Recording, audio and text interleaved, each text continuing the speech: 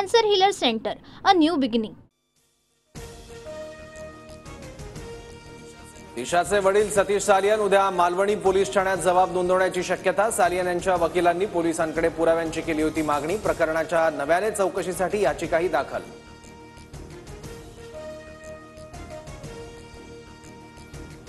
सुशांत सिंग राजपूत आणि दिशा सालियनची आत्महत्या, संजय राऊतांचा दावा। ठाकरे कुटुंबाला अडकवण्यासाठी विरोधकांकडून आरोप सुरू असल्याचंही वक्तव्य।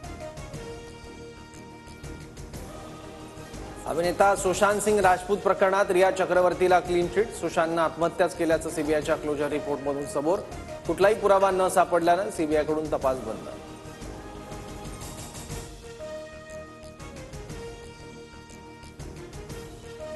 दिशा सालियन प्रकरणात उद्धव ठाकरेंनी नारायण राणेंना फोन केला नव्हता, संजय राऊतांचं स्पष्टीकरण। ठाकरेंनी 2 वेळा फोन केल्याचा राणेंनी केला होता दावा।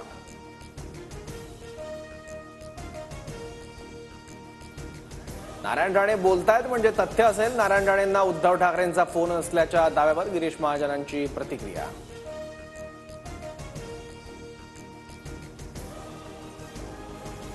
एक खोक्याभाई काय घेऊन बसलायत? अख्खी विधानसभा भरली आहे, आतमध्ये सगळे खोकेभाईच भरले आहेत। मनसेच्या बैठकीतून राज ठाकरेंची टीका।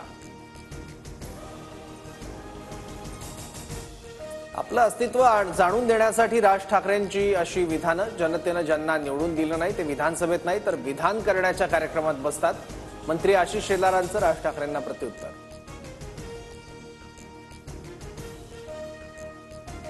जी खुर्ची मिळते तिला कम्फर्टेबल बनवा, नाशिकमधील कार्यक्रमात मुख्यमंत्री फडणवीसांचं मिश्किल उत्तर।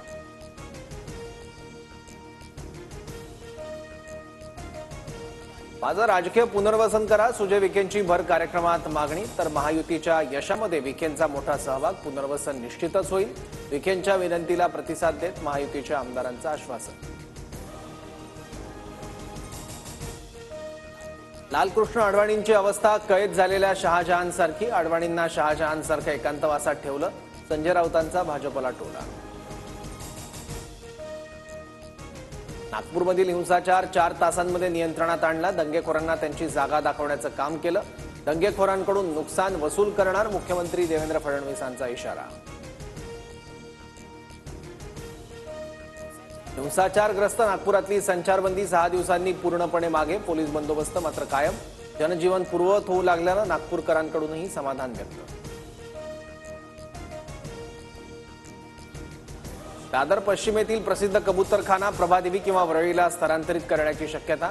मुंबई महापालिका स्तरावर हालचाली, आरोग्याच्या तक्रारींमुळे कबूतरखाना हटवण्याची मागणी।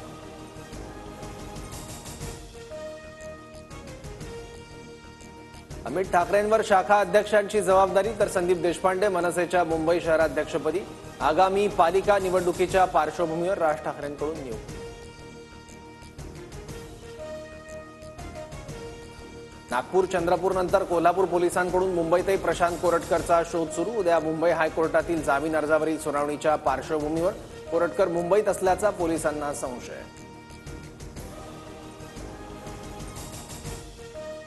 सावज टप्प्यात आलाय, थोडीशी वाट बघा, सोलापुरातल्या कार्यक्रमात मंत्री जयकुमार गोरेंचं वक्तव्य। सातारा जिल्ह्यातल्या मोठ्या नेत्याकडे रोख असल्याची चर्चा।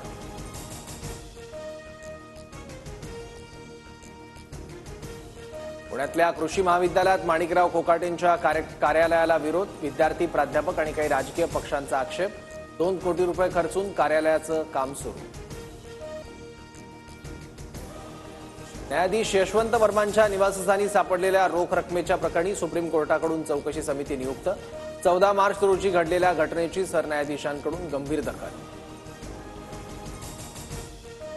न्यायाधीश यशवंत वर्मांनी स्वतःहून राजीनामा द्यावा, अन्यथा संसदेनं वर्मा यांच्यावर कारवाई करावी, ज्येष्ठ विधिज्ञ उज्ज्वल निकम यांची मागणी। बंगळुरूमध्ये मुसळधार पावसाची हजेरी, रस्त्यांना नदीचं स्वरूप, वाहतुकीला मोठा फटका। खराब हवामानामुळे हवाई उड्डाणही विस्कळीत। संध्याकाळी 7:30 वाजता चेन्नई विरुद्ध मुंबईचा हाय व्होल्टेज सामना रंगणार। चेपॉकच्या खेळपट्टीवर फिरकीसमोर फलंदाजांची कसोटी लागणार।